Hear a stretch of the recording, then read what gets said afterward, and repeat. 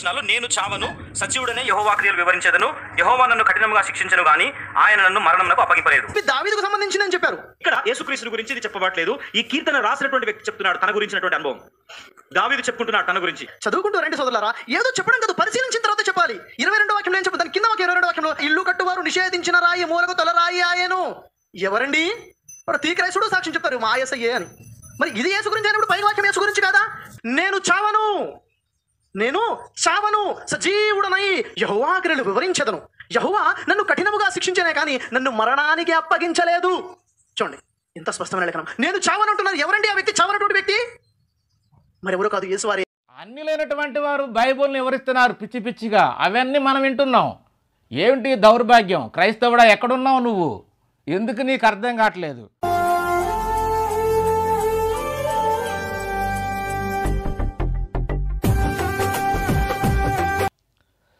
తండ్రి అయిన దేవునికి యేసుక్రీస్తు నామములో వందనాలు. అలాగే ఆన్లైన్ ద్వారా వాక్యాన్ని వీక్షిస్తున్నటువంటి దేవుని పిల్లలందరికీ యేసుక్రీస్తు నామములోనే నా శుభాభివందనములు. ప్రియమైనటువంటి దేవుని వాళ్ళారా, ఈ రోజుల్లో దేవుని యొక్క వాక్యం మరి అన్ని జనుల్లోకి వెళ్ళిపోయి అభాస పాలవుతుందని మనం ఖచ్చితంగా చెప్పవచ్చు. ఎందుకంటే దేవుని పిల్లలే వాక్యాన్ని సరిగా అర్థం చేసుకోకపోవడం వలన మరి అన్యులనేటువంటి వారు, మరి ఈ షేపీ లాంటి వారు కూడా ఈ మాటలను, బైబిల్లోని మాటలను వక్రీకరించి ఆయనకు అర్థం కాకపోయినా కూడా క్రైస్తవులు ప్రశ్నలు అడుగుతూ ఉంటే వాళ్ళకి సమాధానం చెప్తున్నాడు. ఆ సమాధానం అంతా ఎలా ఉందంటే అసలు వాక్యానుసారంగా ఉండదు. అది తన యొక్క బుద్ధిని బట్టి, తనకున్న లోక జ్ఞానాన్ని బట్టి చెప్తున్నాడే తప్ప అది వాక్యానుసారమైనటువంటిది కాదు, ఆత్మీయమైనటువంటి అర్థం అసలే కాదు. కాబట్టి ఆయన చెప్పిన మాటలను మరి ఒక విషయాన్ని మనం ధ్యానిద్దాం. ఎందుకంటే కీర్తనకారుడైన దావీదు గారు చెప్పినటువంటి కీర్తన, అది ఆయన చెప్పిన మాటల ప్రకారంగా ఆ వాక్యం యేసుక్రీస్తు వారిదే. కాకపోతే అది ఎలా, ఏ సందర్భంలో, ఎందుకు చెప్పాడు, దేని గురించి చెప్పాడు అన్న సంగతి ఆయనకు అర్థం కాల. కాబట్టి ఆయన చెప్పిన మాటల ప్రకారంగా ఆ అధ్యాయంలో అసలు దేవుడు చెప్పినటువంటి ఉద్దేశం ఏమిటంటే యేసుక్రీస్తు వారు మరణము, సమాధి, పునరుత్థానాల గురించి చెప్పబడినటువంటి అధ్యాయం అది. అందులో కూడా చాలా ముఖ్యమైనది ఏంటంటే దేవుడు సమస్త లోకానికి ఏర్పాటు చేసినటువంటి రక్షణ దినం. ఆ దినం గురించి చెబుతూ దావీదు గారు ఒక మాట చెప్తాడు. ఏంటంటే 118వ కీర్తన 17-18 ఆయన ఏమంటాడంటే, నేను చావను, సజీవుడునై యెహోవా క్రియలను వివరించెదను, యెహోవా నన్ను కఠినముగా శిక్షించెను కానీ ఆయన నన్ను మరణమునకు అప్పగించలేదు. మాట అసలు కాదు. లేఖనాలన్నిటికీ యేసుక్రీస్తు వారి మరణ సమాధి పునరుద్ధరణకు సరిపోయేటువంటి లేఖనం అక్కడ దావీదు గారి ద్వారా పలికాడు ఆయన. ఎందుకంటే దేవుడు చేసేటువంటి ఒక గొప్ప కార్యం ఏంటంటే, రేపొద్దున రాబోతుంది మనకి, మార్చిలో వస్తుంది కదా మహాదినం. ఏంటంటే అది గుడ్ ఫ్రైడే. అంటే క్రైస్తవులందరూ చేసుకునేది అంటే గుడ్ ఫ్రైడే అని చెప్పి పండగ చేసుకుంటారు కదా. ఆ పండగ రోజే దేవుడు ఏర్పాటు చేసినటువంటి దినం. అదే మనుషులందరికీ రక్షణ దినము. ప్రపంచంలో అందరికీ, కులంతో మతంతో పని లేదు, ప్రాంతంతో అందరికీ రక్షణ దినాన్ని దేవుడు ఏర్పాటు చేశాడు. దేవుడు ఏర్పాటు చేసిన దినాన జరిగే సంభవాన్ని దావీదు గారు ముందుగా చెప్పాడు అక్కడ. ఆ విషయం ఈయనకు అర్థం కాక అది మన క్రైస్తవ సహోదరులు కూడా అర్థం కాలేదు. ఎందుకంటే ఆ డిబేట్లో అబ్రహాము కలికిపాటి అనేట బ్రదరు ఆ వాక్యము అది యేసుక్రీస్తు వారి గురించి కాదు, అది దావీదు గురించి అనే మాట ఆయన చెప్పడం వలన నిజంగా కష్టం అనిపించింది. ఏంది ఆ మాటలు? అది యేసుక్రీస్తు వారి గురించే. ఆ కింద 24వ వచనం ఏమంటుందంటే, ఆ మాటను బట్టి ఆయన ఏం చెప్పాడంటే, అంతకుముందు వచనాలు బట్టి ఇల్లు కట్టువారు నిషేధించిన రాయి మూలక తలరాయి అయింది అంటే ఈ రాయి ఎవరు? యేసుక్రీస్తు అని క్రైస్తవులు అందరూ నమ్ముతారు. కానీ దాని కింద ఇంకొక వచనం ఉందే, అది అర్థం కాల. ఈ లోకంలో చాలామందికి అర్థం కాలేదు. ఆ మాట చూద్దాం. 118వ కీర్తన 24వ వచనం, ఇది యెహోవా ఏర్పాటు చేసిన దినము, దీని యందు మనము ఉత్సహించి సంతోషించెదము. ఈ దినమేనండి మనం గుడ్ ఫ్రైడే చేసుకుంటున్నాం. ఈ దినం ఏమిటనేది మనకు అర్థం కాలేదు. ప్రపంచానికి దేవుడు ఏర్పాటు చేసిన దినము. ఈ దినము ఏందనేది మన క్రైస్తవులకి ఎవ్వరికి అర్థం కావట్లేదు. బుద్ధున్న క్రైస్తవులు ఎవడైనా ఉంటే ఈ అంశాన్ని చూసి నన్ను హెచ్చరించండి, కామెంట్ చేయండి. చూడటానికి కూడా మనకు పిచ్చి పిచ్చి మీటింగ్లు ఎన్నో పెట్టుకుంటాం, కానీ అయ్యో అర్థం లేని పర్థం లేని వాక్యాలు చెప్తున్నాం. కానీ ఇలా క్రైస్తవేతరులు బైబిల్లో ఉన్న వాక్యాలని వక్రీకరించి యేసుక్రీస్తు సావలేదు, ఆయన మరణించలేదని చెప్పి వక్రీకరణ చేసి చెప్పినటువంటి వాడికి కూడా సమాధానం చెప్పలేని పరిస్థితుల్లో డిబేట్లకు వెళ్తున్నారు. కానీ డిబేట్లలో వస్తున్నారు. ఏంటి క్రైస్తవులను ఇలాంటి ఇబ్బందుల్లోకి ఎందుకు వెళ్తున్నారు? మీకు తెలియనప్పుడు మౌనంగా ఉండాలి. అలాంటి వాళ్ళని పిలిచి ఒక క్రైస్తవుడు అన్యులటువంటి వారి దగ్గరికి వెళ్ళి ప్రశ్నలు అడగటమా? లోకానికి తీర్పు తీర్చవలసిన వారు మనం లోకానికి తీర్పు తీర్చవలసిన వాడు మనల్ని దేవుడు న్యాయాధిపతులుగా ఉంచితే మనం ఒక అన్యుల దగ్గరికి వెళ్ళి అయ్యా నాకు న్యాయం తీర్పు అని చెప్పి మనం అడుగుతామా? అలాగనే ఇవాళందరూ క్రైస్తవులందరూ అదే పని చేస్తున్నారు. కాబట్టి ప్రేమనడు దేవుని వాళ్ళారా, దేవుడు ఏర్పాటు చేసిన దినం ఏది, నిజంగా ఆ దినాన రక్షణ వచ్చిందా, యేసుక్రీస్తు చనిపోయాడా లేదా అనే విషయాలన్నిటిని కూడా లేఖనాల ప్రకారంగా చూద్దాము. దయతోటి చివరి వరకు వినండి. ఎందుకంటే ఇంతకు ముందు కూడా యేసుక్రీస్తు వారు 3 దినాలు మరి సమాధిలో ఉన్నాడా లేదనే దానికి ఈ చెప్పి వక్రీకరణ ఇచ్చాడు. లేదు, ఆయన 1 పగలు 2 దినాలు 2 రాత్రులు మాత్రమే ఉన్నాడు అన్నాడు. కానీ ఆ విషయంలో నేను మొత్తం వివరించాను. ఖచ్చితంగా యేసుక్రీస్తు చెప్పినట్టుగా 3 పగళ్ళు 3 రాత్రులు ఖచ్చితంగా సమాధిలో ఉన్నాడు. అంశాన్ని చూస్తే మీకు అర్థమైద్ది. కాబట్టి యేసుక్రీస్తు వారు ఈ మరణ దినాన ఖచ్చితంగా చనిపోయి తిరిగి లేస్తాడన్నది లేఖనాలన్నీ ఉన్నాయి. ఇదే దేవుడు ఏర్పాటు చేసిన ఆ మహాదినము. కాబట్టి ఈ మహాదినం గురించి మరి అపోస్తులు చెప్పారు. మొట్టమొదటి అది చూసి దానికి లేఖన ఆధారం కూడా చూసుకుందాం. అపోస్తుల కార్యాలు 17వ అధ్యాయము 31వ వచనం. తాను అంటే దేవుడు నియమించిన మనుషుని చేత నీతిని అనుసరించి భూలోకమునకు తీర్పు తీర్చబోయేడి ఒక దినమును నిర్ణయించాడు. ఇప్పుడు చదువుకుంది అదే 118వ కీర్తనలో దేవుడు యెహోవా ఏర్పాటు చేసిన దినం ఇదే. యేసుక్రీస్తుని ఆ దినాన మరణానికి అప్పగించడానికి దేవుడే ముందుగా ఒక ప్రణాళిక, ఒక సంకల్పం, ఒక చిత్తాన్ని ఏర్పాటు చేసుకొని ఉన్నాడు. అది మనుషులకు అర్థం కావట్లేదు. అందుకని ఇక్కడ ఏమంటాడంటే లోకమునకు తీర్పు తీర్చబోయేడు ఒక దినమును నిర్ణయించి ఉన్నాడు. మృతులలో నుండి ఆయనను లేపినందున దీన్ని నమ్ముటకు, మృతుల్లో నుండి లేపినందున అంటే దేవుడు చనిపోయినటువంటి వారు సమాధుల్లో ఉంటారు. ఆ మృతుల్లో ఉన్నటువంటి వారిని లేపినందున దీన్ని నమ్ముటకు అందరికీ ఆధారము కలుగు చేశాను. ఇది దేవుడు చేసినటువంటి ఏర్పాటు. ఇదే శుభ శుక్రవారం అని చేసుకుంటున్నాం. కానీ నిజంగా క్రైస్తవులకు అర్థం కాదు ఏంటంటే శుభ గురువారము. క్రైస్తవుడా, నువ్వు క్రైస్తవుడు అయితే లేఖనాన్ని ధ్యానించి నువ్వు ఏ రోజు పండుగ చేసుకుంటావో రేపొద్దున నువ్వే నిర్ణయం తీసుకో. కాబట్టి ఈ వచనాలన్నీ చూస్తుంటే అన్ని లేనటువంటి వారు బైబిల్ని వివరిస్తున్నారు పిచ్చి పిచ్చిగా. అవన్నీ మనం వింటున్నాం. ఏమిటి దౌర్భాగ్యం? క్రైస్తవుడా ఎక్కడున్నావు నువ్వు? ఎందుకు నీకు అర్థం కావట్లేదు? ఆ లేఖనాలన్నిటిని చూడండి. మెసేజ్ ఒకసారి చూసి కామెంట్ చేయండి. మీరు నా సహోదరులే కదా, నేను మీకు సహోదరుడిని. మీరు ఇది తప్పు అని నాకు కామెంట్ చేస్తే, ఎట్లాగో అని చెప్తే నేను కూడా మీ మాటల ప్రకారం రక్షణలోకి వస్తా. దయచేసి ఈ మాటలు వినండి. లేదు ఇది కరెక్ట్ అనుకుంటే మీరు కూడా సత్యాన్ని అంగీకరించండి. చూద్దాం ఈ లేఖనాలన్నీ కూడా ఎలా మరి ఉన్నాయో, దేవుడు ఎలా క్రమానుగతంగా ఎలా రాయించాడో అవన్నీ చూద్దాము. ఇంతకీ ఆ మహాదినం ఏంటనేది లేఖనాల్లో ఎక్కడెక్కడ ప్రవక్తలు దాన్ని తెలియజేశారో ఆ మాటలు చూసి నిజంగా ఆ దినం కరెక్ట్గా యేసుక్రీస్తు కాలంలో నెరవేరిందా, ఆయన విషయంలో నెరవేరిందా లేదనేది కొత్త నిబంధనల నెరవేర్పు కూడా చూద్దాము. ముందుగా ప్రవక్తల గ్రంథాల్లో దేవుడు తెలియజేసినటువంటి మాటలు. జకర్యా గ్రంథము 14వ అధ్యాయం 7వ వచనం చదువుదాం. ఆ దినము ప్రత్యేకమైనదిగా ఉండును, అది యెహోవాకు తెలియబడిన దినము. ప్రత్యేకమైనదిగా ఉండును, అది యెహోవాకు తెలియబడిన దినము. పగలు కాదు, రాత్రి కాదు, అస్తమయము కాలమున ఎలుతురు కలుగును అన్నాడు. ప్రియమైనటువంటి దేవుని వాళ్ళారా, నిజంగా ఈ విషయం కొత్త నిబంధనలో క్రీస్తు కాలంలోనే నెరవేరింది. మధ్యాహ్నం నుండి 3 గంటల వరకు సూర్యుడు అస్తమించడం, చీకటి పడటం జరిగింది. ఆ తర్వాత మళ్ళీ ఎలుగు కలిగింది.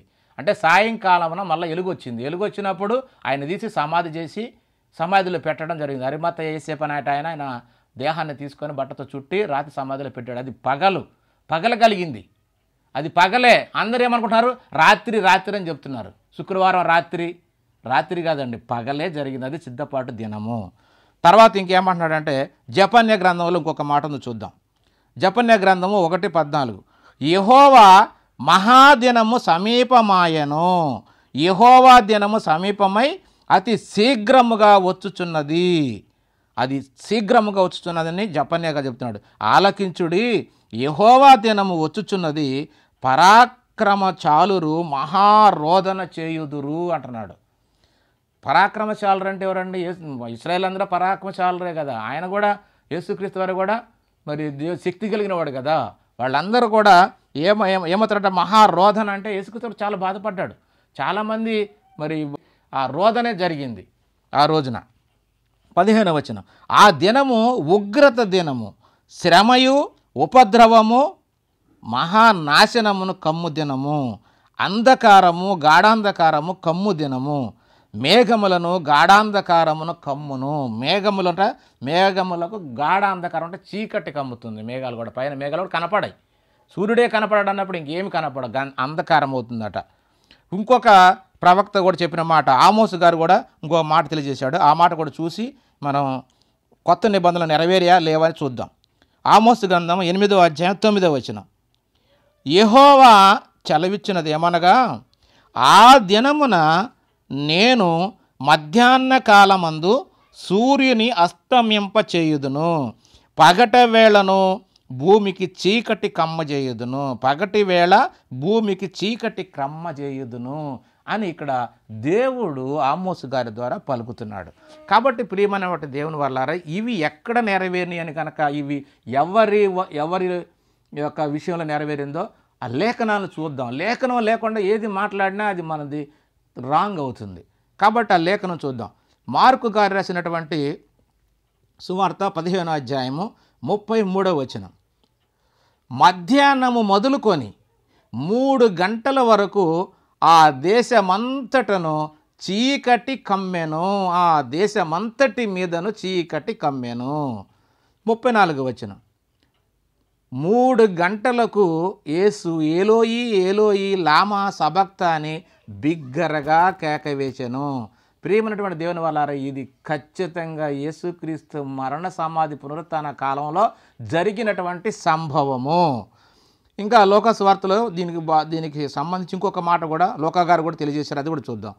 23వ అధ్యాయం 46వ వచనం అప్పుడు యేసు గొప్ప శబ్దంతో కేక వేసి, తండ్రి నీ చేతికి నా ఆత్మను అప్పగించుకొనుచున్నాను నేను. ఆయన ఇలాగూ చెప్పి ప్రాణము విడిచాను అంటే ప్రాణం ఎటువంటి చనిపోవడం కాదా అండి? ఆయన అంటాడు కదా, చావలేదు, ఇదిగో సజీవుడనయ్యాను, చావలేదు అనేటువంటి ఏవేవో ఆయనకున్నటువంటి జ్ఞానంతో చెప్పి ఈ విధంగా మాట్లాడుతూ ఉంటాడు. దయతోటి మరి ఆయన మాటల్లో కూడా కొన్ని విందామండి. ఎందుకంటే ఆయన మాటలు కూడా వింటే మనకు కొంచెం అర్థం అవుతుంది.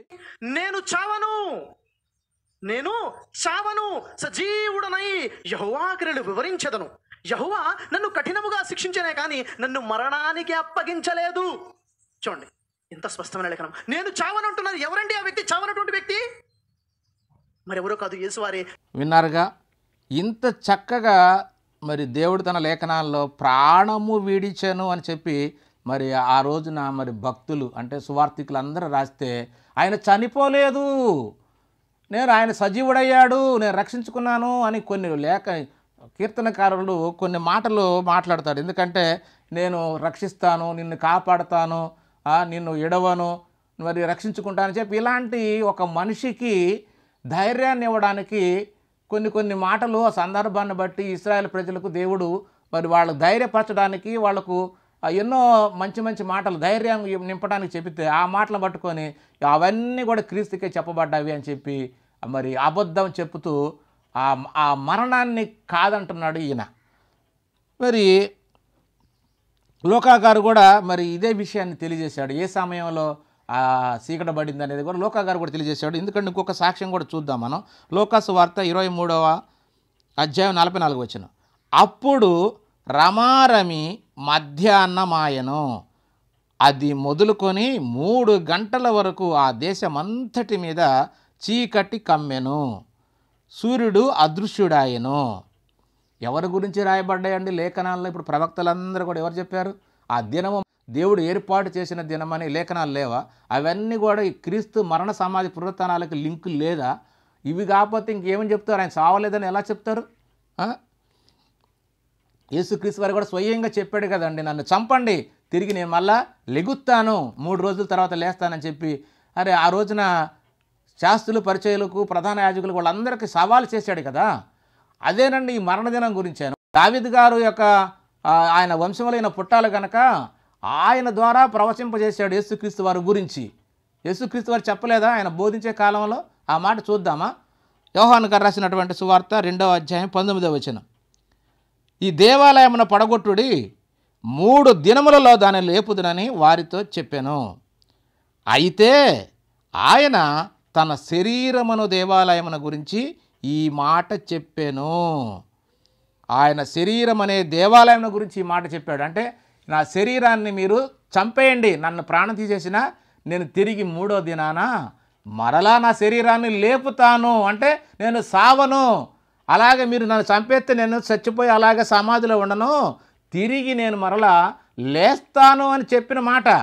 అంతేగాని అక్కడ ఆ మాట పట్టుకొని సావను అనగానే, సావడం అంటే అందరూ చచ్చిపోయి సమాధిలో అలాగే కుళ్ళిపోతున్నారు.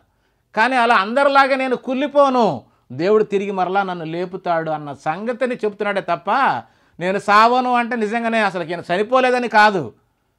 ఖచ్చితంగా యేసుక్రీస్తు వారు చనిపోయాడు. కాకపోతే 3వ దినమున తన శరీరాన్ని కుళ్ళిపోకుండానే దేవుడు తిరిగి లేపాడు. ఆ సంగతి అర్థం కాక ఆయన చెప్పిందే ఆయన ప్రశ్నలు అడుగుతున్నాం. మనం క్రైస్తవులు ఆయన బైబిల్ గురించి ప్రశ్నలు అడుగుతున్నాం అంటే నిజంగా మనం పిచ్చివాళ్ళం, మనకేం తెలియదని అర్థం.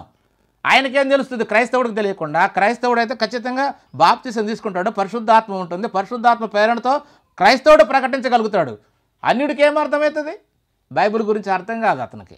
కానీ ప్రశ్నలు మాత్రం వీళ్ళు అడుగుతూ ఉంటే ఆయన చెప్తున్నాడు. చాలా విడ్డూరంగా ఉన్నాయి ఆయన మాటలు.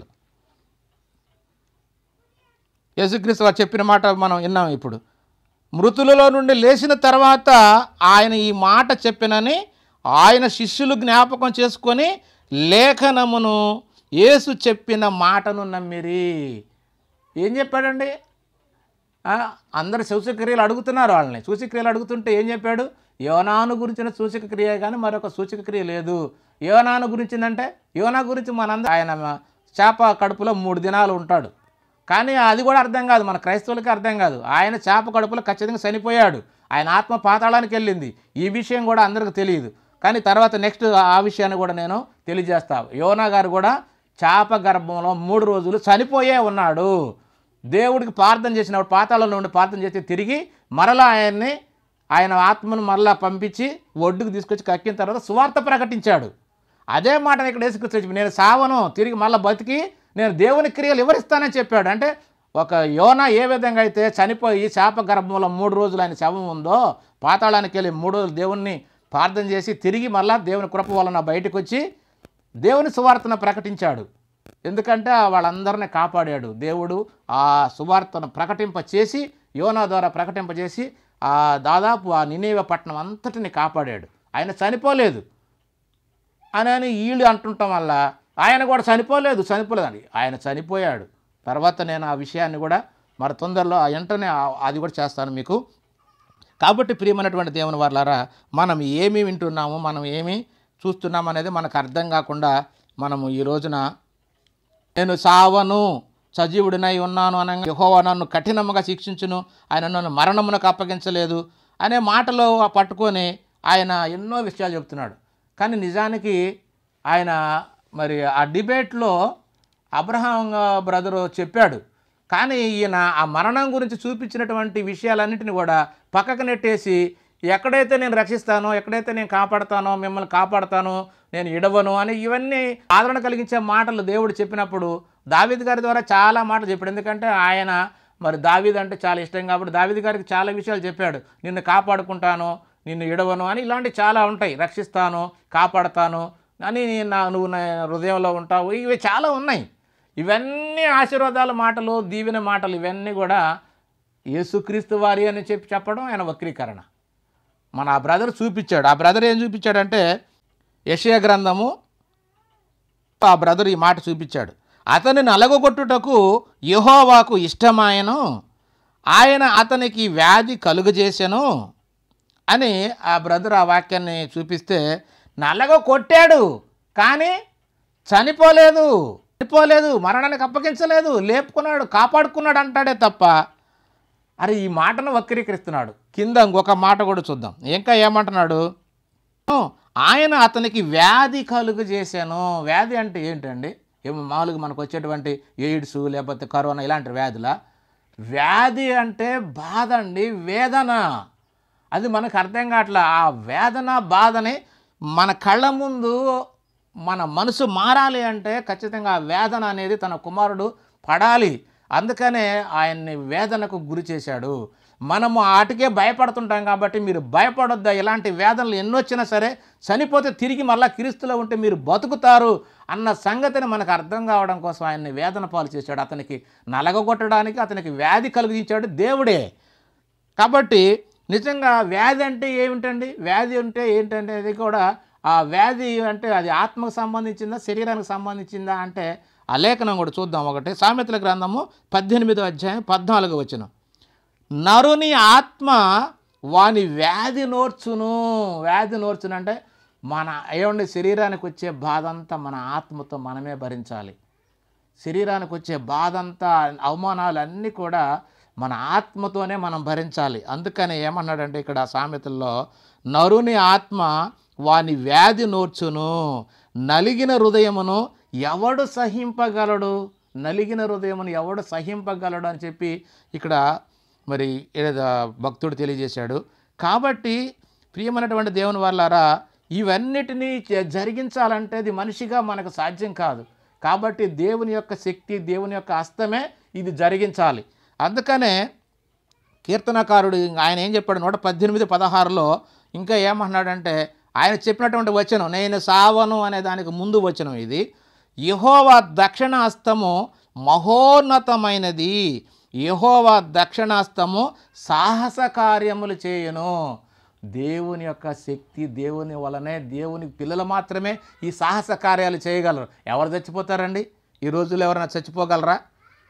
ఒకడు వచ్చి అబ్బాయి పైనుంచి దూకగలవా అంటే ఎవడు దూకుతాడు? ఎవడు ప్రాణాన్ని ఊరి పెడతారు? కానీ అది దేవుని శక్తి వల్ల, దేవుని కృప వలన, దేవుని హస్తం వలనే అది ఆ రోజున జరిగింది. అందుకనే ఇక్కడ ఏమన్నాడంటే, యెహోవా హస్తము, యెహోవా దక్షిణాస్తము సాహస కార్యములను చేయును అనే మాటను ఇక్కడ మరి తెలియజేశాడు. కాబట్టి ప్రియమైనటువంటి దేవుని వాళ్ళారా, ఇవన్నీ కూడా దేవుడే జరిగించినట్టుగా మనకి ఈ లేఖనాన్ని బట్టి మనకు అర్థమవుతుంది. ఇంకా ఏమంటాడంటే యేసుక్రీస్తు వారు మరి ఆయన నేను చావను అని అన్నాడంటే కారణం ఏంటి? చావను అంటే చనిపోయి అలాగే ఉండను అని అర్థం తీసుకోవాలి. వెంటనే సజీవుడినై నేను బతుకుతా. ఎందుకు? దేవుడు నాకు తోడుగా ఉన్నాడు, దేవుడు నాకు తోడుగా ఉన్నాడు, నేను ఆయన మాట ఎల్లప్పుడూ వింటాను, నేను ఆయన ఎల్లప్పుడూ ఆరాధిస్తానని చెప్పి యేసుక్రీస్తు వారు చెప్తున్నాడు. అవన్నీ లేఖనాలు ఉన్నాయన్నీ. లేఖనాల్లో మనం చూద్దాం. కీర్తన గ్రంథం 16వ అధ్యాయము 8 నుంచి 11 వచనాల్లో ఇక్కడ ఇవి దావీదు గారు పలికిన, ఇవి యేసుక్రీస్తు వారి గురించి పలికినట్టుగా ఖచ్చితంగా లేఖనాలు చూస్తే మనకు అర్థమవుతుంది. ఏమంటున్నాడు ఇక్కడ? సదాకాలము యెహోవా యందు నా గురి నిలుపుచున్నాను, ఆయన నా కుడి పార్శ్వమందున్నాడు కనుక నేను కదల్చబడను. ఇవి యేసుక్రీస్తు వారి గురించి మాట్లాడండి. ఇవి దావీదు గారు మాట్లాడినా అవి యేసుక్రీస్తు వారి గురించే. 9వ వచనం. అందువలన నా హృదయము సంతోషించుచున్నది, నా ఆత్మ హర్షించుచున్నది, నా శరీరము కూడా సురక్షితముగా నివసించుచున్నది అంటున్నాడు. ఎందుకంటే నా శరీరాన్ని నేను చనిపోయినా తిరిగి మరలా నా శరీరాన్ని మహిమ శరీరముగా మార్చుకుంటా, ఇక ఎల్లప్పుడూ జీవించేటువంటి కృప నేను సంపాదించుకుంటా. దేవుడు నాకు అధికారం ఇచ్చాడు, నాకు ఆ మార్గాలు తెలియజేశాడని చెప్పి నా యొక్క శరీరము కూడా సంతోషిస్తుంది. అది దానికి భయం లేదన్న సంగతిని ఇక్కడ తెలియజేస్తున్నాడు. ఎందుకనగా 10వ వచనం, ఎందుకనగా నీవు నా ఆత్మను పాతాళములో విడిచిపెట్టవు. పాతాళంలోనే ఉంటే ఇక శరీరం లేవదండి. పాతాళం నుంచి బయటకు తీసుకొస్తాడు దేవుడు ఆయన్ని. అందుకనే చెప్తున్నాడు, నీవు నా ఆత్మను పాతాళములో విడిచిపెట్టవు, నీ పరిశుద్ధుని కుళ్ళు పట్టనీయవు, జీవమార్గమును నీవు నాకు తెలియజేసితివి అంటున్నాడు. కాబట్టి ఇవి ఎందుకు ఈ మాటలు పలికాడంటే ఇవి ఆయన మరణము మరలా పునరుత్థానమును గురించి ఇక్కడ కీర్తనాకారుడు చెబితే ఈ మాటనే ఆయన వక్రీకరించి సావను అన్నాడు కాబట్టి సావను అన్నాడు కదా, యేసుక్రీస్తు చెప్పాడు నేను సావను అన్నాడు కదా అని దీన్నే ఒక్కి చెప్పి దీన్ని అపార్థం చేసి క్రైస్తవులకు ఏయో తప్పుడు వ్యాఖ్యానాలు ఇస్తున్నాడు ఈయన. ప్రియమైనటువంటి దేవుని వాళ్ళారా, కరెక్ట్గా మనకు దేవుని గురించి చెప్పిన మాటలు మనకు బైబిల్ ఉన్నాయిగా, మరి ఇలాంటి వాళ్ళతోటి మనం బుద్ధి చెప్పించుకోవడమా? బుద్ధి లేనటువంటి లోక జ్ఞానం కలిగినటువంటి వాళ్ళతోటి దేవుని జ్ఞానం ఎలా అర్థమవుతుంది? ప్రకృతి సంబంధమైన వాళ్లకు దేవుని వాక్యాలు అర్థం కావు, ఆత్మ సంబంధమైన విషయాలు అర్థం కావు. ఆయన ప్రకృతి ప్రకృతిలో సంబంధంగా ఎన్నైనా లోక సంబంధమైన జ్ఞానం ఎంతైనా ఉండొచ్చేమో కానీ ఆత్మ జ్ఞానం ఈయనకు లేదు. ఇంకా ఏమంటున్నాడు, జీవమార్గములను నీవు నాకు తెలియజేసేదవు అంటున్నాడు. అంటే ఇక్కడ ఆ శరీరాన్ని మరలా కాపాడుతాను, ఆత్మను మరలా తీసుకొస్తానని చెప్పి దేవుడు ఆయనకు చెప్పిన మాటలన్నీ ఈయనకు తెలుసు కనుక నిన్ను కాపాడుతాను, నిన్ను చెయ్యి విడవను అనే మాటలు మనకు ఉంటాయి. అవన్నీ యేసుక్రీస్తు వారికి తెలుసండి. అందుకని ఆయన అంటాడు, తండ్రి నా చెయ్యి ఎందుకు విడిచావయ్యా అని. ఎప్పుడు నేను పట్టుకొని ఉంటాను అన్నాడు. కానీ ఆ సమయంలో మాత్రం దేవుని యొక్క ఏర్పాటు దినాన ఆయన మరణం కావాలి కనుకనే ఆయన వదిలిపెట్టాడు. ఎందుకు వదిలిపెట్టాడు? వదిలిపెట్టను అని చెప్పి వాగ్దానం చేసిన ఆయన ఎందుకు వదిలాడు? ఆయన పట్టుకొని ఉంటే ఈయన మరణం సాధ్యం కాదు. కాబట్టి ఆయన చనిపోవాలి, కాబట్టి ఆయన సంకల్పం సిద్ధించాలి, కాబట్టి ఆ సమయంలో ఆయన చెయ్యి వదలడం, తండ్రి నా చెయ్యి ఎందుకు వదిలేవయ్యా అంటున్నాడు ఆయన. కాబట్టి ప్రియమైన దేవుని వాళ్ళారా, లేఖనాల్లో ఏ మాటలు ఎవరి కోసం చెప్పినది మనకు అర్థం కాకపోతే ఈ చెప్పినట్టు మనం ఆయన మాటలు వినాలి. ఏమంటున్నాడు, నన్ను శిక్షిస్తావు కానీ మరణానికి అప్పగించలేదంటే మరణానికి బలం ఏంటి? పాతాళం. అందుకనే పాతాళంలో నన్ను విడిచిపెట్టవు, పాతాళం నుంచి మళ్ళీ తీసుకొస్తావు అనేది అక్కడ మరి భక్తుని యొక్క లేఖనార్థం. ఇంకా కొన్ని వచనాలు చూద్దాం. ఎందుకంటే ప్రతి మనిషి చనిపోయిన తర్వాత ఖచ్చితంగా పాతాళానికి వెళ్ళాలి, ఇది రూలు. నరుడు అయినవాడు, మనిషి అనేవాడు చనిపోయిన వెంటనే, కన్ను మూసిన వెంటనే పాతాళంలో కన్ను తెరవాలి. మనకు లోక సువార్తలో ఉంటుంది, ధనవంతుడు కన్ను మూసాను, అక్కడికి వెళ్ళి తెరిచాను, పాతాళంలో కన్ను తెరిచాను. అలాగే లాజరు చనిపోయాను, అలాగే దేవతలతో తీసుకెళ్ళబడిను. ఇద్దరు ఎక్కడున్నారు? ఇద్దరు పాతాళంలోనే ఉన్నారు. కాబట్టి కీర్తనకారుడు చెప్పిన మాట ఇంకోటి కూడా ఇందాం. 89వ కీర్తన 48వ వచనం, మరణము చూడక బ్రతుకు నరుడెవడు, పాతాళము యొక్క వశము కాకుండా తన్ను తాను తప్పించుకొనగలవాడెవడు అంటున్నాడు. మనిషి అనేవాళ్ళు ఎవరైనా సరే ఖచ్చితంగా చనిపోతే పాతాళానికి వెళ్ళాలి. అంటే పుట్టిన మనుషులందరూ మరణించి కన్ను మూసిన వెంటనే పాతాళమునకు పోవాలి, పాతాళములో కన్ను తెరవాలి. ఇది దేవుని నియమం. కాబట్టి పాతాళము నుండి పైకి తీసుకురావాలంటే ఇక ఎవడి సాధ్యం కాదండి, ఒక్క దేవుడు తప్ప పాతాళం నుంచి ఎవరిని కూడా పైకి తీసుకురావడం సాధ్యం కాదు, అది దేవునికే సాధ్యం. కాబట్టి మరి ఆ విషయాన్ని కూడా మనం లేఖనాన్ని బట్టి చూద్దాం. 1 సమూయేలు గ్రంథం 2వ అధ్యాయము 6వ వచనం, జనులను సజీవులుగాను మృతులను గాను చేయువాడు యెహోవాయే, పాతాళమునకు పంపుచు అందులో నుండి రప్పించుచుండువాడు ఆయనే. యేసుక్రీస్తు వారిని చనిపోయిన వెంటనే పాతాళానికి పంపించడం, పాతాళం నుంచి 3వ రోజున ఆయన లేఖనాల ప్రకారంగా ఆయన చెప్పిన ప్రకారంగా మరలా తిరిగి 3వ దిన సజీవుడిగా లేపింది కూడా ఆయన. ఎందుకంటే ఆయన భక్తుల మాటలను నెరవేర్చేది దేవుడే, తన ప్రవక్తల మాటలకు రూఢిపరిచేది కూడా దేవుడే. ఈ లేఖనాలన్నీ ఉన్నాయి. తన భక్తుల యొక్క మాటలను రూఢిపరిచేవాడు ఆయన. ఆయన యేసుక్రీస్తు వారు దేవునికి భక్తుడు, దేవునికి సేవకుడు, దేవునికి కుమారుడు. తన కుమారుని మాటను రుజువుపరిచేది, తన కుమారుని మాటని నెరవేర్చేది దేవుడే. అట్లాంటి అధికారాన్ని ఆ దేవుడు తన కుమారునికి ఇచ్చాడు. కాబట్టి ఆయన ఈ మాట అనగలిగాడు, నేను చావను, సజీవుడినై తిరిగి లేస్తాను, లేచి నా తండ్రి గురించి, ఆ దేవుడి గురించి నేను ప్రకటిస్తాను అని చెప్పాడంటే ఇది ఎంత సత్యం అండి. సత్యమైన మాటని అబద్ధం చేస్తున్నాడంటే నిజంగా చాలా కష్టం అనిపించింది. ఈ మాటలన్నిటిని కూడా మరి లేఖనాలు నెరవేరాయంటే అపోస్తులందరూ కూడా సాక్ష్యం చెప్పారండి. ఈ మాటలన్నిటికీ సాక్ష్యం చెప్పారు. కాబట్టి దేవుడు ఆయన్ని తిరిగి లేపాడు. ఆ మాట మనకు తెలియాలి. ఆ దేవుడు తిరిగి లేపితే చాలామంది మనవాళ్ళు చేసేదాన్ని బట్టి ఆయన ఏం వక్రీకరిస్తాడంటే ఈ క్రైస్తవుల్లో ఒక యూనిటీ లేదు. కొంతమంది 3 దేవుళ్ళు అంటారు, కొంతమంది 2 దేవుళ్ళు అంటారు, కొంతమంది ఇక మరియమ్మ కూడా దేవత 4 అంటారు, లేకపోతే కొంతమంది ఒక్కళ్ళే అంటారు. ఇలా రకరకాలుగా భిన్న అభిప్రాయాలు ఉండటం వల్ల ఇలాంటి హైందవ సహోదరులకు కానీ ముస్లిం సహోదరులకు కానీ అన్ని మతాల ఆచారాలు పుట్టుకున్న ప్రతి ఒక్కరికి బైబిల్ అంటే చాలా తేలికైపోయింది. దేవుని మాటలంటే చాలా తక్కువగా ఉన్నాయి. ఈ విధంగా చేయడానికి కొంతవరకు మనమే కూడా కారణం. బైబిల్ని పూర్తిగా అర్థం చేసుకోకుండా ప్రకటించడం కూడా తప్పే. ఈ విధంగా చేయడం వలన నిజంగా దేవుని నామం వ్యర్థంగా ఉచ్చరించబడుతుందన్న సంగతి మనకు అర్థమవుతుంది. కాబట్టి ఈ విషయాల గురించి మరి అపోస్తులు కూడా ఏం చెప్పారో లేఖనాలను బట్టి చూసి ఇది రైటా రాంగ్ అనేది కూడా అది కూడా తెలుసుకుందాం మనం. అపోస్తుల సాక్ష్యం ఎలా ఉంది పునరుత్థానం గురించి చూద్దాం.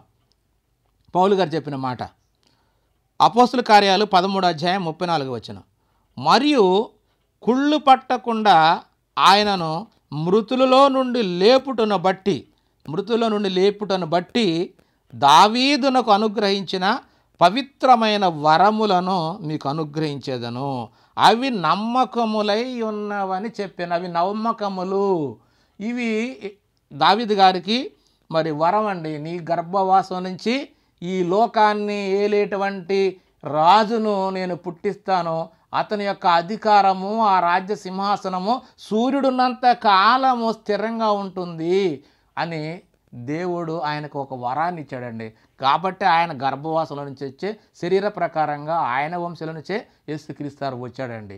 ఇవన్నీ ఎక్కడికెక్కడ లేఖనాలన్నీ నెరవేర్పు జరిగింది. కాబట్టి ఆయన గురించి ఏం చెప్పాడంటే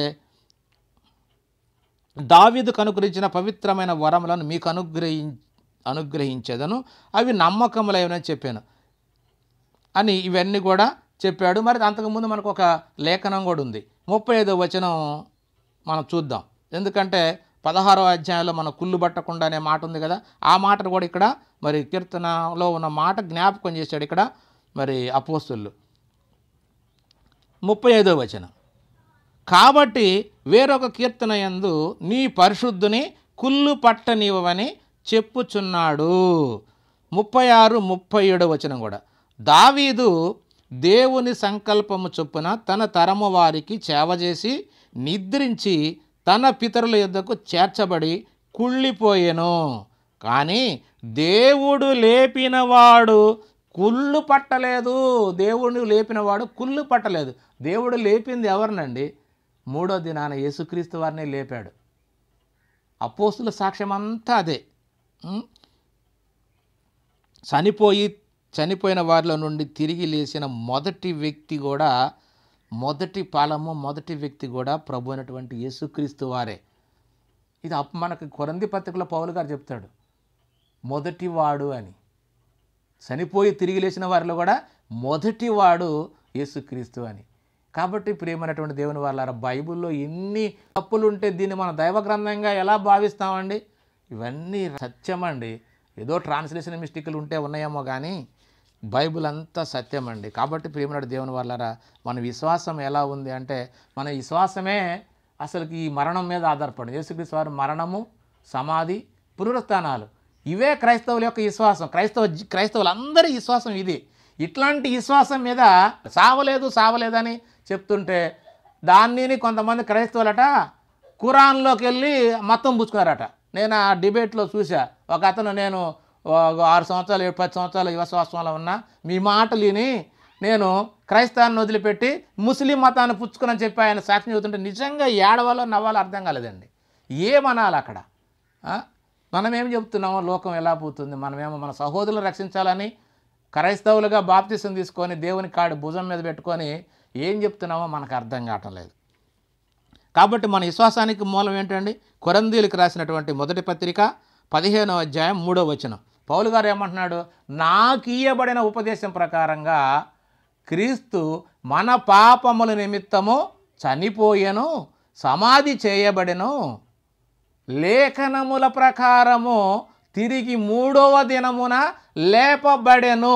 3వ దినమున లేపబడెను అంటే ఈయన అంటాడు కదా, అసలుకు 3 దినాలు ఆయన సమాధిలో లేడు, ఒక దినం ఒక పగలు 2 రాత్రులే ఉన్నాడు అంటాడు.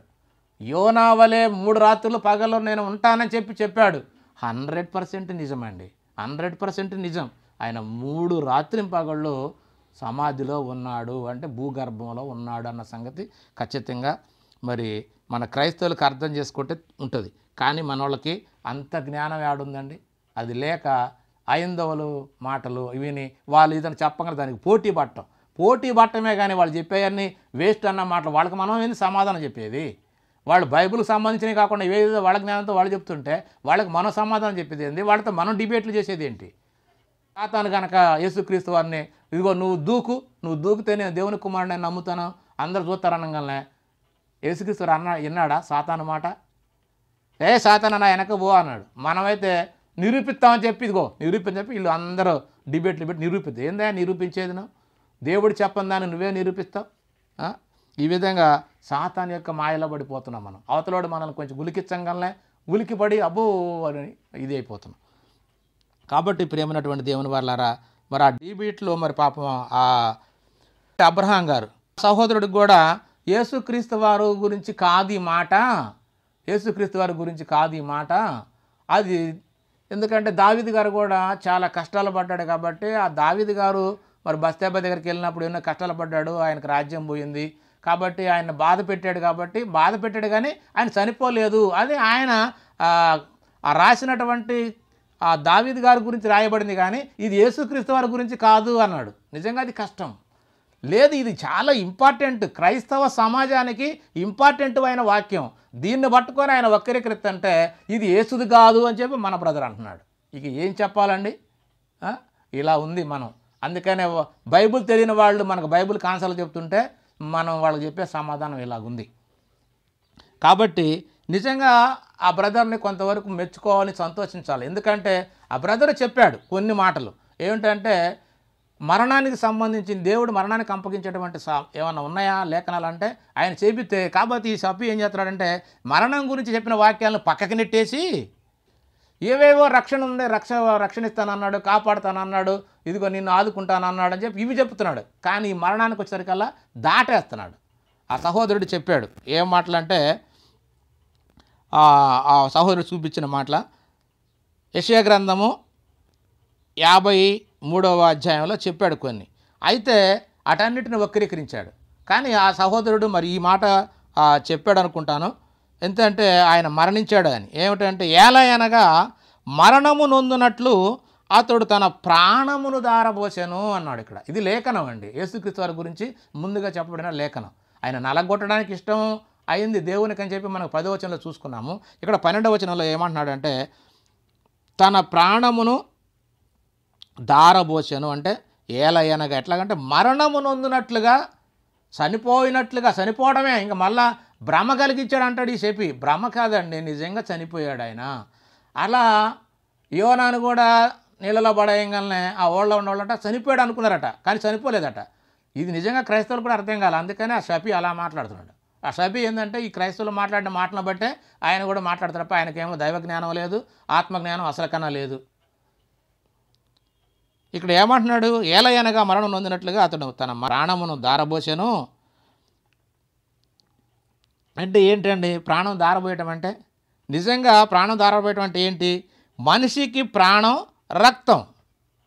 అంటే మన శరీరము బ్రతికి ఉండాలి అంటే రక్తం కావాలి. నిజంగా మనకి ఏదైనా యాక్సిడెంట్ అయిపోయి మన శరీరంలో రక్తం అంతా పోయిందనుకోండి, ప్రాణం పోతుంది. రక్తం పోతే ప్రాణం పోతుంది. రక్తమే ప్రతి జీవికి ప్రాణాధారం రక్తం, మనకు బైబిల్లో తెలుసు. ఆ రక్తం పోయిన తర్వాత ఇంకేముంటుందండి? యేసుక్రీస్తు వారిని కురడాలతో కొట్టినప్పుడు ఆ కురడాకి 40 దెబ్బలు అంటే ఆ కురడాకి చివర రౌండ్గా ముళ్ళులు పెట్టుకున్నటువంటి అవి ఒక్కొక్కసారి కొట్టినప్పుడు ఇట్లా లాగుతుంటే ఆ చర్మం చీల్చబడింది కండి, నాగల్లాగా దున్నబడింది కదా, బలేఖనాలు ఉన్నాయి కదా. ఇంకా అట్లా దున్నిన తర్వాత ఆ శరీరంలో రక్తం ఎలా ఉంటుందండి? అక్కడికి వచ్చేసరికి అలసిపోయాడు. ఆ గొల్గోతా కొండకు వచ్చేసరికి అలిచిపోయాడు. సిలువేసిన తర్వాత ఇంకా ఎట్టుంటుందండి, మొత్తం రక్తం అంతా కారిపోయింది. ఆ దొంగలైతే ఇంకా చనిపోలేదు, కానీ దొంగల కాళ్ళు ఎరగొట్టారు. యేసుక్రీస్తు వారి యొక్క రక్తం అంతా కార్చబడింది. అందుకనే ఆ పటులు వచ్చి ఈయన్ని కాళ్ళు ఇరగకూడదామని చూసినప్పుడు అప్పటికే ఆయన చనిపోయాడండి. ఇదంతా భ్రమ అంటాడు ఆయన. ఆయన శరీరంలో రక్తం మొత్తం కారిపోయిందండి. అదే చెప్తున్నాడు ఇక్కడ. మరణము నొందినంతగా ఏం చేశాడట, మరణం నొందినట్లు అతడు తన ప్రాణమును దారబోచాను అంటే రక్తాన్ని అంతటిని కూడా చిందించాడండి. అంత రక్తం కారిపోయింది. అందువల్ల ఆయన మరణించడం జరిగింది, కానీ మరణించలేదంటే అబద్ధం అండి. అది ఖచ్చితంగా ఆయన మరణాన్ని సిలువలో ఆ రోజున ఉన్నటువంటి అక్కడ ఉన్నటువంటి శతాధిపతి కూడా చెప్తాడు, ఈయన నిజముగా దేవుని కుమారుడు, ఇతను చెప్పిందంత నిజము అని నమ్మారండి అది చూసి. ఇంకా ఏమన్నాడు మార్కు సువార్తలో కూడా, నిజంగా మరి యేసుక్రీస్తు వారు బతికున్నప్పుడు చెప్పాడా ఇవంతా నన్ను చంపుతారనే మాట అనేది ఉందా అంటే నిజంగా ఆయన చెప్పాడు. ఖచ్చితంగా చెప్పినట్టుగా లేఖనాలన్నీ నెరవేరిపోయినాయి. ఆ మాట కూడా చూద్దాం. మార్కు సువార్త 10వ అధ్యాయము 33-34 వచనాలు. మనుష్య కుమారుడు ప్రధాన యాజకులకును శాస్త్రులకును అప్పగింపబడును, వారు ఆయనను మరణశిక్ష విధించి ఆయనను అన్యజనులకు అప్పగించెదరు. వారు ఆయనను అపహసించి ఆయన మీద ఉమ్ము వేసి కురుడాలతో కొట్టి చంపెదరు. 3 దినములైన తర్వాత ఆయన తిరిగి లేసును. ఎన్నిసార్లు చెప్పాడండి 3 దినములైన తర్వాత అని? ఎన్ని వాక్యాలు ఉన్నాయి మనకు, ఎన్ని లేఖనాలు ఉన్నాయి. 3 దినాలు ఆయన స్వయంగా చెప్పాడు. దేవాలయాన్ని పడగొట్టండి అన్నాడు, ఇట్లా మళ్ళీ నన్ను చంపుతారు, 3 దినాన్ని తిరిగి లేస్తాను అని అన్నాడు. ఎన్నిసార్లు అండి, ఎన్నిసార్లు మొత్తం లేఖనాలన్నీ కూడా మరి రుజువులు చెబుతుంటే మనము ఎందుకు అపార్థం చేసుకుంటున్నామండి? మరి ఈ 3 దినాలు చనిపోయిన తర్వాత ఎక్కడున్నాడని కనుక మనం లేఖనాన్ని ఆలోచించినట్టయితే, మరి లేఖనాలు చూస్తే మరి ఆయన ఎక్కడున్నాడో కూడా మనకి అర్థమవుతుంది. మనం లేఖనాలు చూసినప్పుడు ఆయన చనిపోయిన వెంటనే ఏం జరిగిందంటే, మరి 3 గంటలు చనిపోతే అరిమత్తయి యోసేపు అనేట ఆయన యొక్క దేహాన్ని అడుక్కొని పిలాతు దగ్గర తీసుకొని రాతితో ఆ దేహాన్ని బట్టతో చుట్టి తులసిన సమాధిలో పెట్టాడు. ఆ సమాధిలో ఇంతకుముందు ఎవరు పెట్టాడు. అది పగటి దినమే జరిగిపోయింది. అది పెట్టిన తర్వాతనే విశ్రాంతి దినం ప్రారంభమైంది. అది మనకు లేఖనాధారం ఉంది. కాబట్టి మరి చనిపోయిన వెంటనే బట్ట చుట్టూ ఆడబెట్టినప్పుడు మరి ఆయనలో ప్రాణం లేదు, ఆత్మ ఇడిపోయింది అని కనుక మనం ఆలోచిస్తే, లోకాసు వార్తలో ఒక విషయాన్ని ఆయన సిలువలో ముందుగా చెప్పాడు. ఆ మాటను చూస్తే మనకు దీన్ని బట్టి ఆయన ఎక్కడికి వెళ్ళాడో మనకు అర్థమవుతుంది. ఆ మాట చూద్దాం. లోకాసు వార్త 23వ అధ్యాయము 42-43 వచనాలు ధ్యానిస్తే మనకు అర్థమవుతుంది. ఆయనను చూసి, అంటే ఒక సిలువలో 2 దొంగలు ఉన్నారు కదండి, అందులో ఒక దొంగ మరి ఆయన పశ్చాత్తాపడి యేసును ఒక మాట అడుగుతాడు.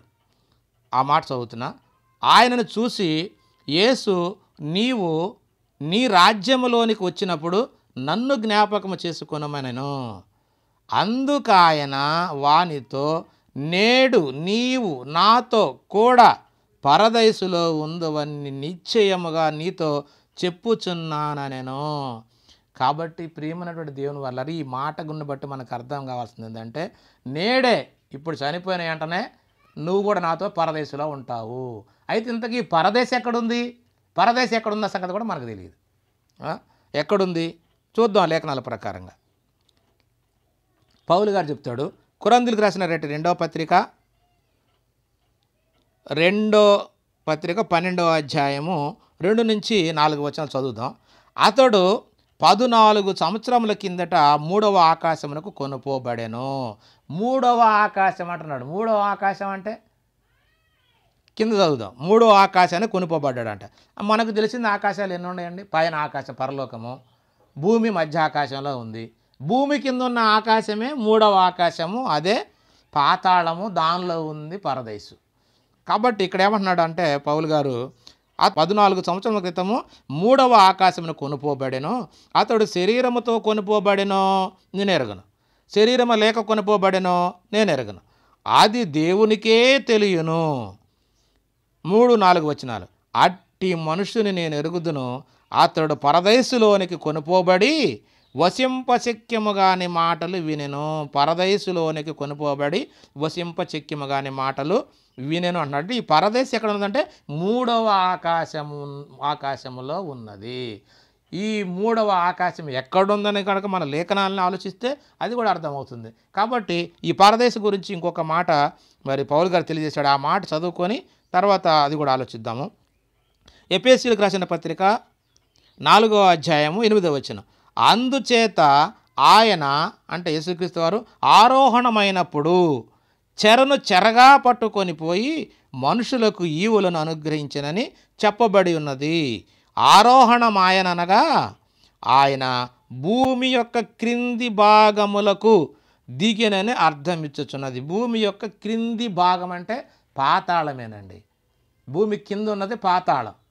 కాబట్టి యేసుక్రీస్తు వారు మరి చనిపోయిన వెంటనే చెరను చెరగా పట్టుకొని ఆయన ఆరోహణమయ్యాడట. ఆరోహణం అంటే కిందికి దిగాడు అన్న సంగతి ఇక్కడ మనకి లేఖనాన్ని బట్టి మనకు అర్థమవుతుంది. కాబట్టి ఇంతకీ ఈ పాతాళం ఎక్కడుందని కూడా లేఖనానుసారంగానే చూసినట్లయితే లేఖనం ఏం చెబుతుందంటే సామెతల గ్రంథము 15వ అధ్యాయం 24వ వచనం. క్రిందనున్న పాతాళము అంటున్నాడు. క్రిందనున్న పాతాళమును తప్పించుకొనవలనని బుద్ధిమంతుడు పరమునకు పోవు జీవ మార్గమును నడుచుకొనేను అంటున్నాడు. అంటే ఈ పాతాళం ఎక్కడుందంటే భూమి కింద ఉంది. భూమి పైన పరలోకం ఉంది, భూమి కింద పాతాళం ఉంది. అంటే పైది ఒక ఆకాశము, రెండవది భూమి ఉన్నది మధ్యాకాశము, భూమి కింద ఉన్నది మూడో ఆకాశము పాతాళము. పాతాళములో నెమ్మది పొందే స్థలము అబ్రహాం గారు ఉండే స్థలమే పరదైసు. ఈ చనిపోయినటువంటి లాజరు అక్కడికే వెళ్ళాడు, చనిపోయినటువంటి ధనవంతుడు కూడా అక్కడికి వెళ్ళాడు. అయితే ఆ పాతాళంలో కూడా 3 ప్లేసులు ఉన్నట్టుగా మనం చదివితే లోకాసు వార్త 16వ అధ్యాయంలో చదివితే అర్థమవుతుంది. కాబట్టి ప్రియమైనటువంటి దేవుని వాళ్ళారా, మరి ఈ పాతాళం కూడా దేవునికి క్లియర్గా కనపడుతుందట. ఏబు గారు అంటాడు, ఏబు గ్రంథం 26వ అధ్యాయము 5-6 వచనాలు. జలముల క్రిందను వాటి నివాసుల క్రిందను ఉండు ప్రేతలు విలవిలలాడుదురు. ఆయన దృష్టికి అంటే దేవుని దృష్టికి పాతాళము తెరవబడి ఉన్నది, నాశన కోపము బట్టబయలుగా ఉన్నది అన్నాడు. ఇక్కడ నాశన కోపం అంటున్నాడు. ఏంటండి? అది పాతాళమే.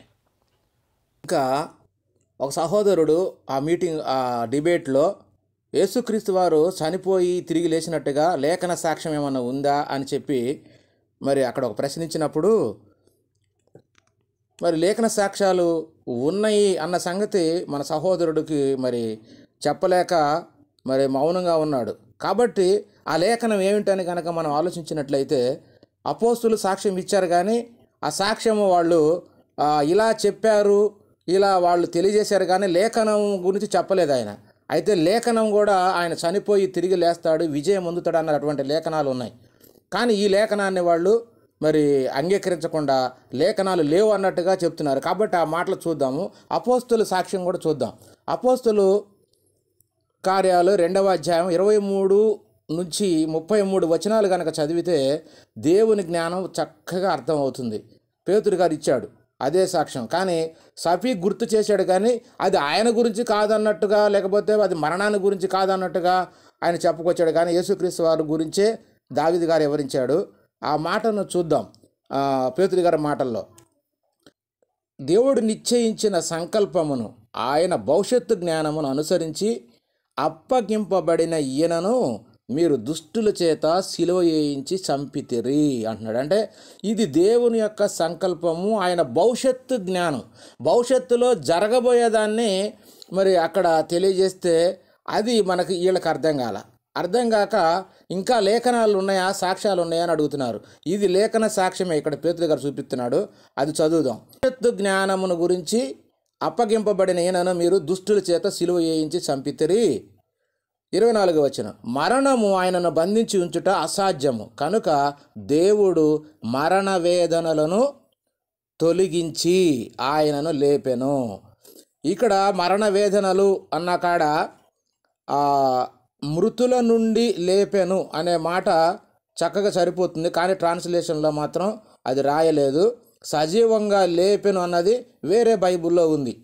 అంటే ఆర్సీఎం వాళ్ళు కరెక్ట్గా ట్రాన్స్లేషన్ చేసుకున్నారు.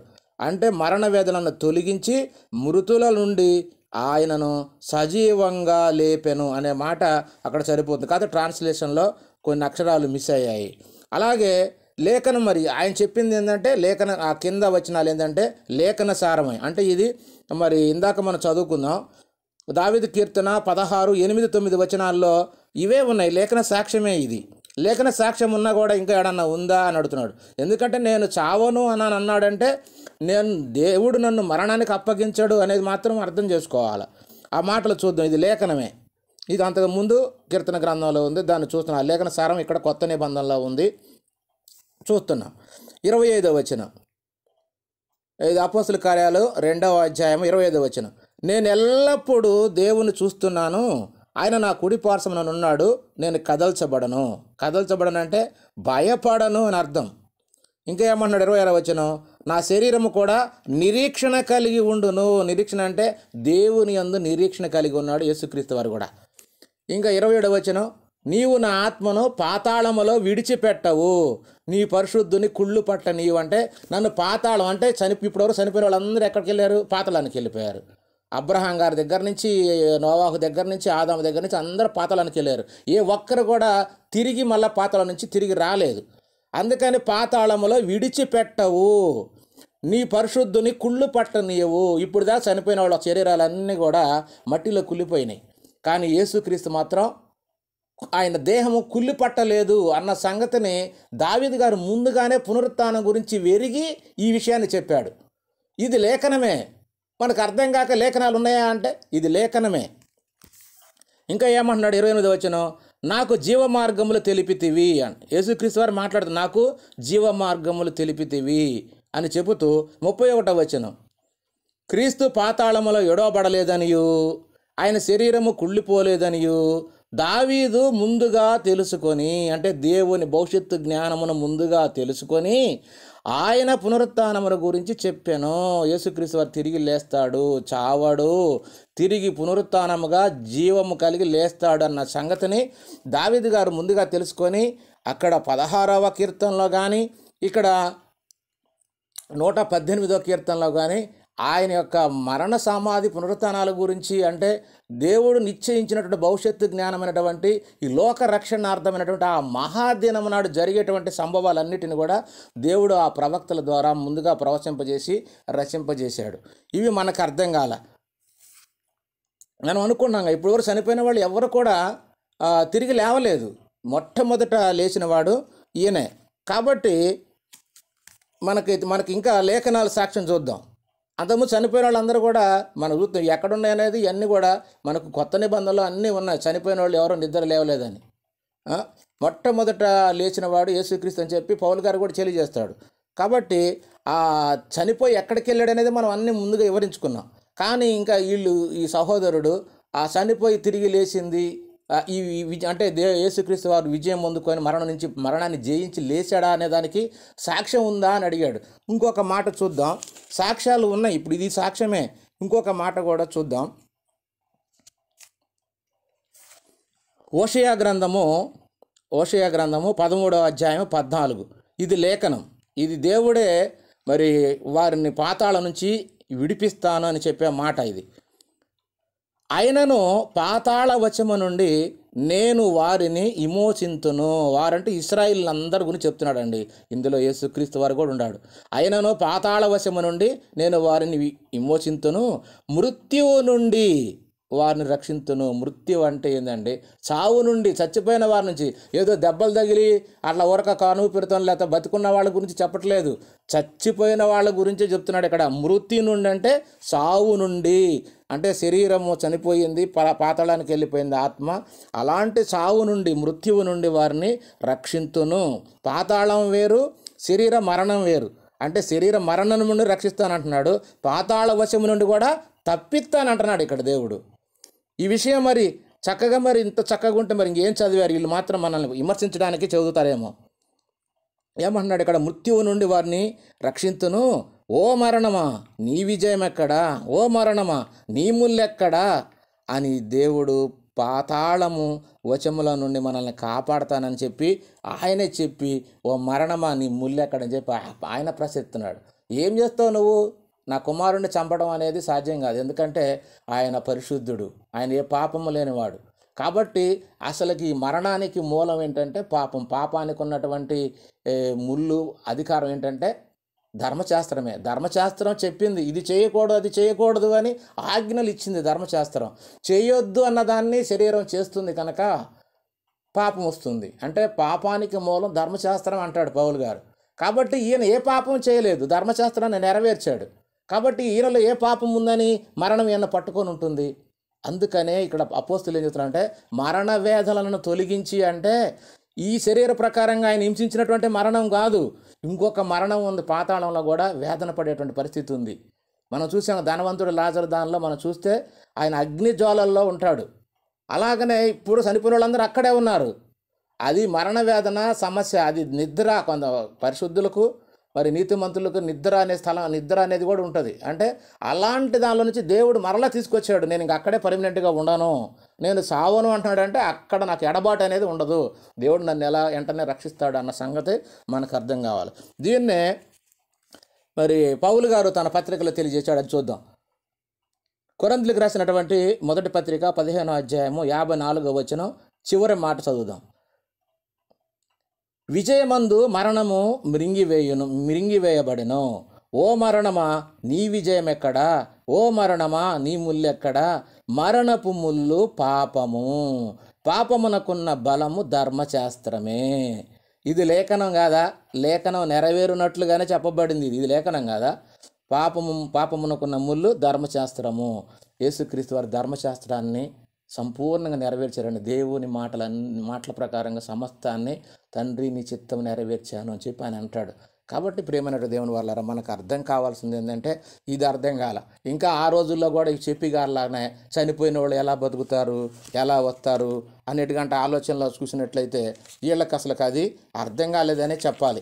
ఎందుకంటే చాలామంది ఆ రోజుల్లో కూడా చనిపోయిన వాళ్ళు ఎలా బతుకుతారా, క్రీస్తు చనిపోలేదని చెప్పి చాలామంది అప్పుడున్న శాస్త్రుల పరిచయాలు అధికారులు అందరూ కూడా అదే నమ్ముతున్నారు. అపోస్తులు అందరూ కూడా ఆయన చనిపోయాడు తిరిగి లేచాడు మాకు కనపడ్డాడు అని చెప్తే వీళ్ళు నమ్మట్లేదు. అలా కనుక ఆయన గురించి మీరు చనిపోయి తిరిగి లేచాడని చెప్పి మీరు ప్రకటిస్తే మిమ్మల్ని ఊరుకునేది అని చెప్పి ఆజ్ఞ బయలుదేరింది. అప్పుడు వాళ్ళని జైల్లో పడేయటం, అటు చెప్పినందుకు స్టెఫెన్ను చంపారు, అపోస్తులను బంధించి జైల్లో పడేశారు. అప్పుడు ఆయన తిరిగి లేచాడని వీళ్ళు చెబుతుంటే వీళ్ళు ఎవరు ఒప్పుకోవట్లేదు.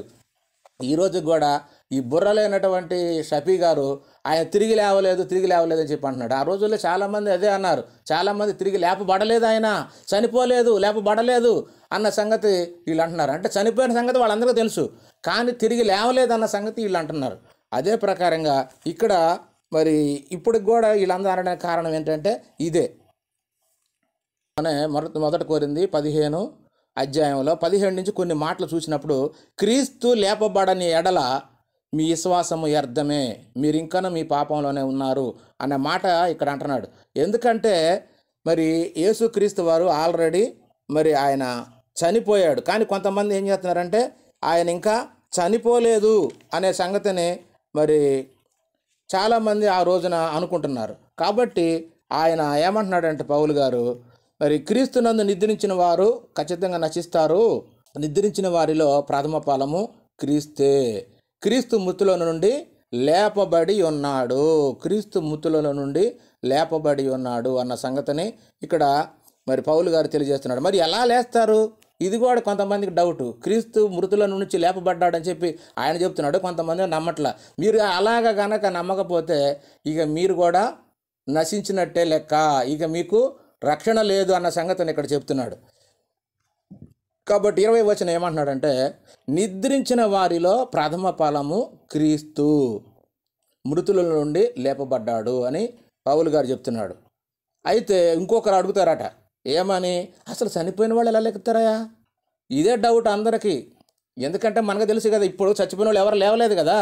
అందుకనే ఇవాళ హైందవ సహోదరులకైనా ముస్లిం సహోదరులకైనా ఇతరులకు ఎవరికైనా కూడా చనిపోయిన వాళ్ళు ఎలా వెలుగుతారు? ఎందుకంటే ఇంత ఎవరు మన కళ్ళ ముందు లేచి లేవలేదు కదా. ఈయనేమో తిరిగి కళ్ళ ముందు చంపబడ్డాడు, తిరిగి లేపబడ్డాడు. ఇది అప్పటి వాళ్ళకి జీర్ణించుకోలేకపోయారు, ఇప్పుడు వాళ్ళు కూడా జీర్ణించుకోలేకపోతున్నారు. దాన్నే పౌలు గారు ఏమన్నాడంటే, అయితే 35వ వచనము 36వ వచనం చదువుతున్నా.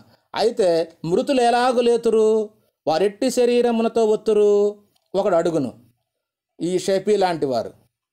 అందుకని ఏమన్నాడంటే 36వ వచనంలో, ఓ అవివేకి, నీవు ఇత్తున్నది చచ్చితేనే కానీ బ్రతికింపబడదు కదా, మృతుల పునరుత్థానమును అలాగే జరుగును.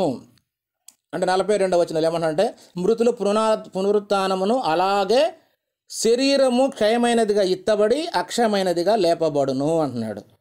ఎలా లేపుతారంటే ఇక ఇవన్నీ మనం ఆ అధ్యాయం 15వ అధ్యాయం అంతా చదువుకుంటే ఈ మాటలన్నీ చక్కగా వివరణ ఉంటాయి. మీకు కావాలంటే అర్థం కావాలంటే నిజంగా మీకు నిత్యజీవం కావాలంటే ఆ అధ్యాయం మొత్తం చదవండి. ఎలా మృతులు లెగుతారో, చనిపోయిన వారు ఎలా లెగుతారో, యేసుక్రీస్తు వారు ఎలా లేచాడో మీకు ఇవన్నీ అర్థమవుతాయి. కాబట్టి 44వ వచనం ఏమంటాడంటే ప్రకృతి సంబంధమైన శరీరముగా ఎత్తబడి అంటే ఈ దేహాన్ని చనిపోయిన వెంటనే అంటే ఆత్మ వెళ్ళిపోయిన వెంటనే ఈ శరీరాన్ని ప్రకృతి సంబంధం అంటున్నాడు. ప్రకృతి శరీరముగా విత్తబడి ఆత్మ సంబంధమైన శరీరముగా లేపబడును. ప్రకృతి సంబంధమైన శరీరము ఉన్నది కనుక ఆత్మ సంబంధమైన శరీరము కూడా ఉన్నది. కాబట్టి ఇప్పుడు ఏమన్నాడు దేవుని వాళ్ళారా, యేసుక్రీస్తు వారి దేహాన్ని కూడా సమాధిలో పెట్టారు. ఆత్మ పాతాళం వెళ్ళిపోయింది, పరదేశంలోకి వెళ్ళాడు. అక్కడ ఉన్నటువంటి నీతిమంతులతోటి ఆయన 3 రోజులు ఉండి తిరిగి 3వ దినాన దేవుని చేత పాతాళ లోకంలో నుంచి రప్పించబడ్డాడు. ఆయన రప్పించి ఆయన శరీరాన్ని కూడా సురక్షితంగా కాపాడాడు. నన్ను వేదనలకు గురి చేయలేదు, బాధలు కఠినంగా శిక్షించాడు, కానీ తిరిగి మరలా నన్ను పాతాళం నుంచి తీసుకొచ్చి మరణం నుండి రక్షించాడు. అంటే పాతాళ మరణం నుండి, పాతాళంలోనే ఉంటే అది ఘోరమైనటువంటి సమస్య. అందుకనే నన్ను పాతాళంలో ఎడబడకుండా నన్ను వెంటనే తీసుకొచ్చాడు. అందుకని నేను సావను అంటే పూర్తిగా నేను శరీరానికి వెడబాటు కాదు, దేవునికి ఎడబాటు కాదు, నేను సావను అనే మాట అక్కడ అన్నాడే తప్ప సావను అంటే నిజంగా శరీర మరణం లేదని కాదు, శరీర ప్రకారంగా చనిపోలేదని కాదు. ఆయన మృతుడయ్యాడు. ఆయన అదే చెప్తాడు, నేను ప్రకటన గ్రంథంలో ఉంటుంది, నేను మృతుడనైతిని కానీ ఇదిగో తిరిగి సజీవంగా లేచి యుగాలు జీవించుచున్నాను అంటాడు. యేసుక్రీస్తు స్వయంగా తిరిగి లేచిన తర్వాత అన్న మాట అండి, నేను మృతుడనైతిని కానీ ఇదిగో తిరిగి సజీవుడనై యుగాలు జీవించుచుంటిని అంటున్నాడు. ఇన్ని మాటలు బైబిల్లో దేవుడు రాయిస్తే ఇవన్నీ సాక్ష్యాలు కావా? ఇది దేవుని ఇంత గొప్ప సాక్ష్యము. మహాదినం ఏర్పాటు చేసి ఆ దినాన క్రీస్తును లోకంలో మనుషులందరూ రక్షణార్థమై ఆయన్ని చంపేసి తిరిగి లేపి, మీరు మరణం గురించి భయపడబాకండాయా, ఇప్పుడు మీరు నా కుమారుడైన క్రీస్తు మాటలు మీరు వింటే ఆయనలాగా బతికితే మీరు కూడా చనిపోరు, మీరు కూడా సావరు. చనిపోయినా మరలా దేవుడు మిమ్మల్ని తన క్రీస్తు ద్వారా మరలా మిమ్మల్ని తిరిగి లేపుతాడు. ఇదే క్రైస్తవుల విశ్వాసము. కాబట్టి ఈ విశ్వాసాన్ని క్రీస్తునందు ఉంచాలి. కాబట్టి క్రీస్తునందు ఉన్న వారికి ఏ భయము లేదు. క్రీస్తునందు నిద్రించిన వారు మరలా క్రీస్తు వచ్చినప్పుడు తిరిగి లేస్తారు అన్నది బైబిల్ విశ్వాసం. ఇట్లాంటి విశ్వాసాన్ని క్రీస్తు సావలేదు, క్రీస్తు మరణించలేదు. అయ్యా మరణించితేనే కదా అయ్యా తిరిగి లేచేది. ఇందాక మనం చదువుకున్నాం కదా. అందుకనే అంటున్నాడు, ఓ అవివేకి, నీవు ఇత్తినది నువ్వేదైనా ఇత్తు, నువ్వు భూమిలో ఇచ్చినప్పుడు అది చచ్చిపోయి మళ్ళీ బతుకుతుంది. చత్తేనే బతుకుతుంది, చత్తేనే సజీవంగా వస్తుంది. కాబట్టి యేసుక్రీస్తు వారు చనిపోయి సజీవంగా లేపబడ్డాడు. అది నీకు అర్థం కాక ఆయన సావలేదు అనగానే ఆయన చెప్పినటువంటి సావు ఏమిటి? కొద్ది కాలం జస్ట్ విడబాటు, శరీరానికి విడబాటు, లేకపోతే దాన్ని ఏమంటారు విశ్రాంతి. ఒక 3 రోజులు విశ్రాంతి పరదేశకి వెళ్ళాడు అంతే తప్ప మరి వెంటనే దేవుడు మరలా పాతాళం నుంచి తీసుకొచ్చానని చెప్పి మనకి లేఖనం చూసాం కదా. ఓషయ్య గారు చెప్పాడు, ఆయన ఓ మరణమా నీ ముల్లెక్కడ, నేను వారిని అందరిని పాతాళం నుంచి ఇడిపిస్తాను. ఇవన్నీ లేఖనాలు కావా? నీకు బైబిల్లో ఇంకెన్ని లేఖనాలు కావాలి? ఇవన్నీ రాసుకుంటూ పోతే మళ్ళీ ఇంకొక బుక్ అయ్యిద్ది. కాబట్టి ప్రేమనాడు దేవుని వల్లరా మరి సత్యాన్ని గ్రహించి మరి సపి ఏం మాట్లాడాడో ఆ డిబేట్లో ఏ విధంగా యేసుక్రీస్తుని చావలేదని, ఆయన 3 దినాలకు లేడని, ఇవన్నీ కూడా అబద్ధాలు. కాబట్టి లేఖనాన్ని ధ్యానించి క్రైస్తవులు తమ విశ్వాసంలో బలం పొందుకోవాలని ప్రభుపేట మనం చేస్తూ నేను ముగిస్తున్నాను. అందరికీ వందనాలు. దేవునికి స్తోత్రం.